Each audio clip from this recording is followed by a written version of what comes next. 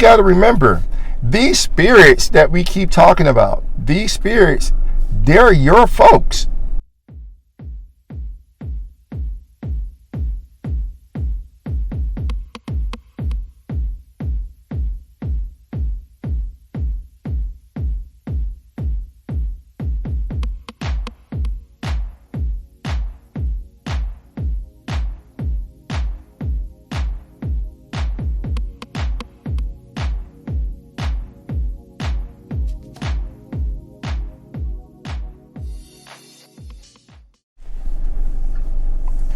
That's a good fam. Peace and blessing. This is Derric Rau Khu.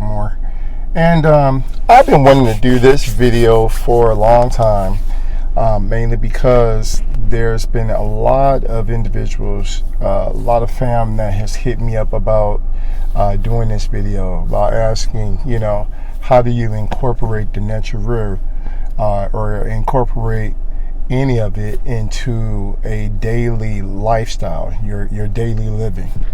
And part of the reason why I've been kind of hesitant on doing it is not so much because I didn't want to respond or anything, but it was mainly because I have been trying to, piece together some things, let some things marinate, so that when I come to you, I come with, come correct. I come with some full information that will be helpful to you. So what I have concluded is that when we went ahead, individuals, when we all went ahead and we left organized religion, whether it was Christianity, whether it was, the Jehovah's Witness, whatever. When we left organized religion, what happened when we left was that we basically left their protection. And you would notice when you left, if you remember, if you recall, there's always this, there was always this pushback that you got. And you always have these people, family, friends, they will always ask you and say, well, you don't believe in God. Why are you leaving, or whatever the case is? You're not going to be protected by God. You're gonna, your soul is going to go to hell or go wherever. Okay, you're going to have all this life of misery. And I've been trying to understand, why was that the case? What was the purpose of this, and why would all of that take place? There are several reasons I came up with, several answers and responses that were basically brought to my attention about it. But the main reason why a lot of those things were taking place is mainly because when you get into organized religion, or you're in organized religion, you are up under you're up under the protection of, for simple terminology, you're up under the protection of a thought form or a God form. And that God form is what some people refer to as Jesus. That God form is what some people within the religious community, what they refer to as God.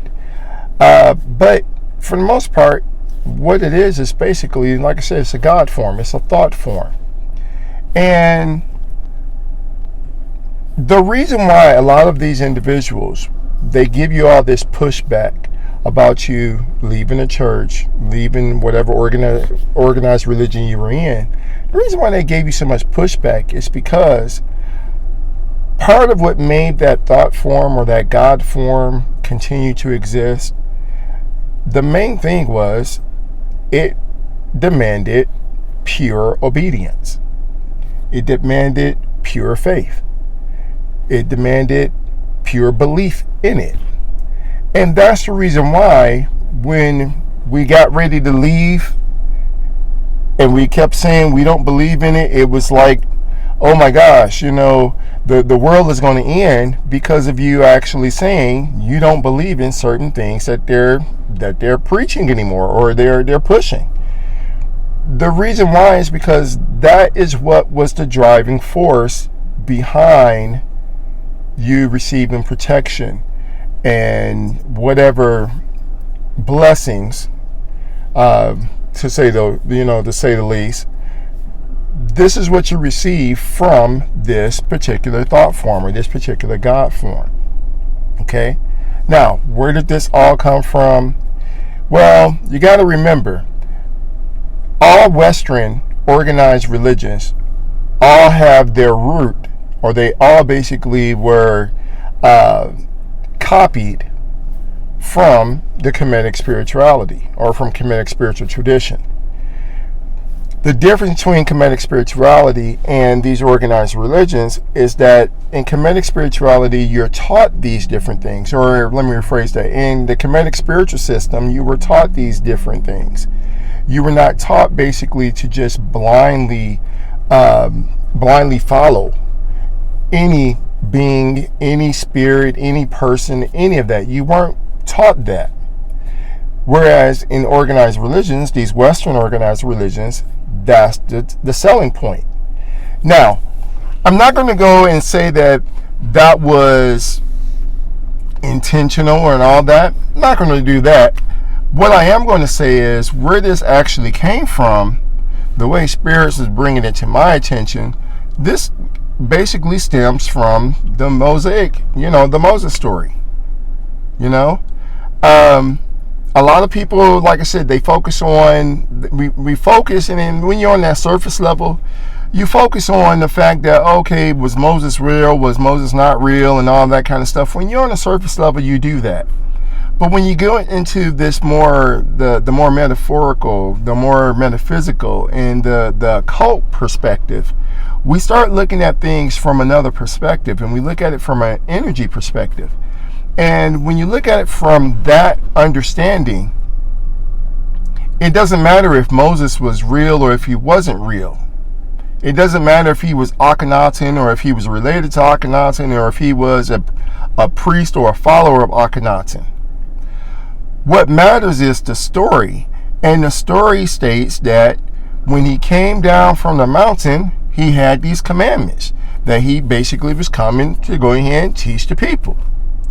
Now, the interesting thing about this is that when Akhenaten comes, or I'm saying Akhenaten, when Moses comes down and he gives these commandments, he gives these laws, he's not giving the laws to, if we make the assumption that he was also ancient Egyptian or Kemetic, he was a Kemetic individual, he didn't give the laws, or he wasn't trying to commit the laws to himself or, to Kemetic people. He didn't go give the laws to the quote unquote, Pharaoh. He gave these laws to his people, to the Israelites or the children of Israel. Now, it makes you wonder, why was he just giving it to these individuals? Why was he just giving it to the children of Israel? Why was this God, why was this God upset when the children of Israel, when they went back and started dealing with the golden calf and all that kind of stuff? What was the whole point of that? Well, when you look at it from an energy perspective, from an occult perspective, we really understand that what's happening is that they're introducing a new God form. That's the reason why you had to be that way. That's the reason why they had these certain commandments that they had to follow. Okay? And as I stated, part of these commandments that they had to follow, one of the things that they had to deal with was, or one of the driving force behind this is that they had to believe in this. They had to have blind obedience to this God form. And once you got that blind obedience, once you went ahead and you gave this God form, this blind obedience, it gave you the protection. It gave you blessings. It gave you the things that you needed, so long as you continue to go ahead and give these, give this blind obedience, this blind faith, this, to this God form. Okay? Now that's very important to understand,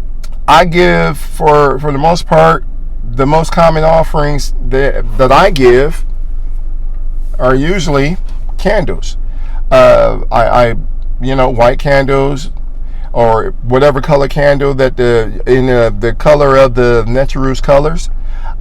Sometimes, for certain spirits, like for instance, like your impus, I give candy. Sometimes I give popcorn. Sometimes I give different kind of cigars or so. Things of that nature, okay?